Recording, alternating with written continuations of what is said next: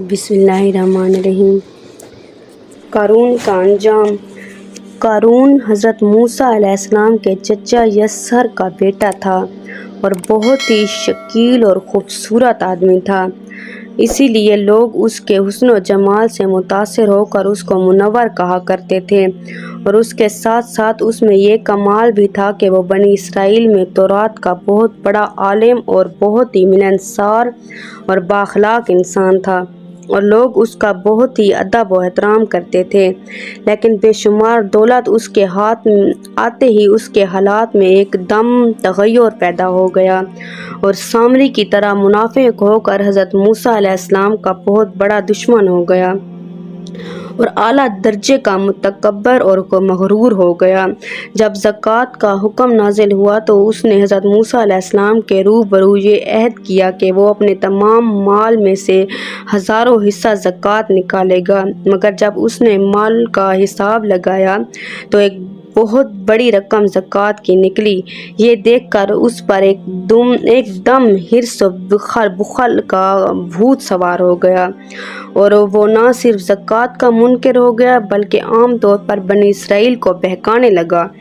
کہ حضرت موسیٰ علیہ السلام اس بہانے تمہارے مالوں کو لے لینا چاہتے ہیں، یہاں تک کہ حضرت موسیٰ علیہ السلام سے لوگوں کو برگشتہ کرنے کے لیے اس نے یہ گندی اور گھناؤنی چال چلی کہ ایک عورت کو بہت زیادہ مال و دولت دے کر آمادہ کر لیا کہ وہ آپ پر بدکاری کا الزام لگائے۔ چنانچہ عین اس وقت جب حضرت موسیٰ علیہ السلام وعظ فرما رہے تھے، قارون نے آپ کو ٹوکا کہ فلانی عورت سے آپ نے بدکاری کی ہے۔ حضرت موسیٰ علیہ السلام نے فرمایا اس عورت کو میرے سامنے لاؤ، اور وہ عورت بلائی گئی تو حضرت موسیٰ علیہ السلام نے فرمایا کہ اے عورت، اس اللہ کی قسم جس نے بنی اسرائیل کے لیے پہاڑ کو پھاڑ دیا اور عافیت و سلامتی کے ساتھ دریا کے پار کرا کر فرعون سے نجات دی، سچ سچ کہہ دے کہ واقعہ کیا ہے۔ حضرت موسیٰ کے جلال سے عورت سہم کر کانپنے لگی اور اس نے مجمع عام میں صاف صاف کہہ دیا کہ اے اللہ کے نبی، مجھ کو قارون نے کثیر دولت دے کر آپ پر بہتان لگانے کے لیے آمادہ کیا تھا۔ اس وقت حضرت موسیٰ علیہ السلام آبدیدہ ہو کر سجدہ شکر میں گر پڑے اور بحالت سجدہ میں آپ نے یہ دعا مانگی کہ اے یا اللہ، قارون پر اپنا قہر و غضب نازل فرما۔ پھر آپ نے مجمع سے فرمایا کہ جو قارون کا ساتھی ہو وہ قارون کے ساتھ ٹھہرا رہے، اور جو میرا ساتھی ہو وہ قارون سے جدا ہو جائے۔ اس طرح دو خبیثوں کے تمام بنی اسرائیل قارون سے الگ ہو گئے۔ پھر حضرت موسیٰ علیہ السلام نے زمین کو حکم دیا کہ اے زمین،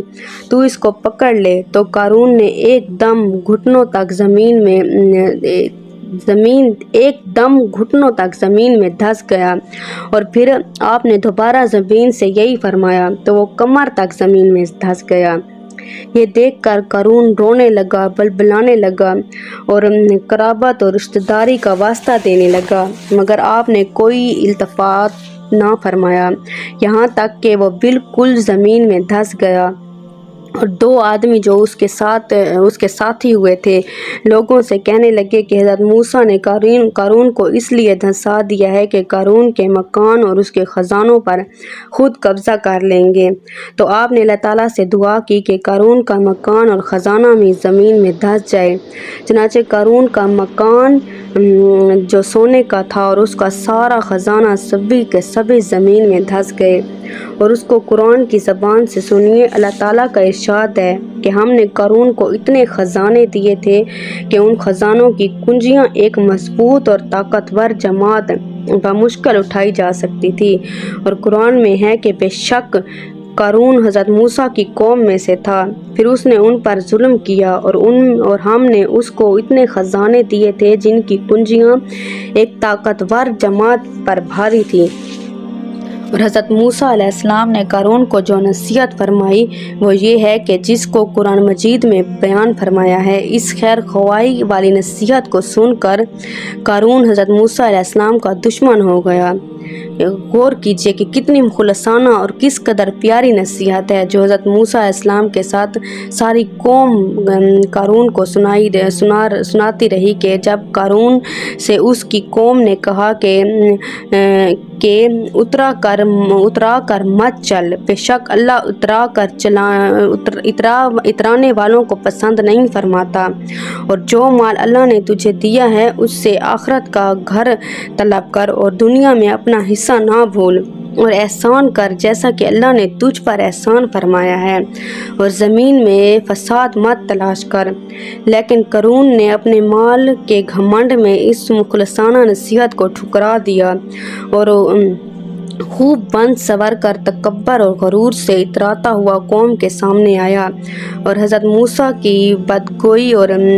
اظہار ثانی کرنے لگا۔ اس کا نتیجہ کیا ہوا؟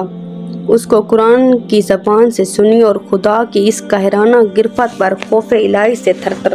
تھرتھراتے رہے کہ تو ہم نے اس کو اور اس کے گھر کو زمین میں دھنسا دیا، تو اس کے پاس کوئی جماعت نہ تھی کہ اللہ کے عذاب سے بچانے میں اس کی کوئی مدد کرتی، اور وہ کوئی بدلہ نہ لے سکا۔ یہ عبرت ناک واقعہ ہمیں یہ درس دیتا ہے کہ اللہ تعالیٰ مال و دولت عطا فرمائے تو اس پر فرض و لازم ہو جاتا ہے کہ اپنے اموال کی زکوٰۃ ادا کرتا رہے اور ہرگز اپنے مال و دولت پر غرور اور گھمنڈ کر کے نہ اترائے، کیونکہ اللہ تعالیٰ ہی دولت دیتا ہے اور جب چاہتا ہے پل بھر میں دولت چھین بھی لیتا ہے۔ ہر وقت اس کا دھیان رکھتے ہوئے تواضع اور انکساری کی عادت رکھیں، اور ہرگز کبھی انبیاء، اولیاء اور صالحین کی اظہار رسانی و بدگوئی نہ کریں کہ ان کی یہ بات بری ہے یا ان پر کوئی تہمت یا الزام لگانے کی کوشش نہ کریں۔ اللہ تعالیٰ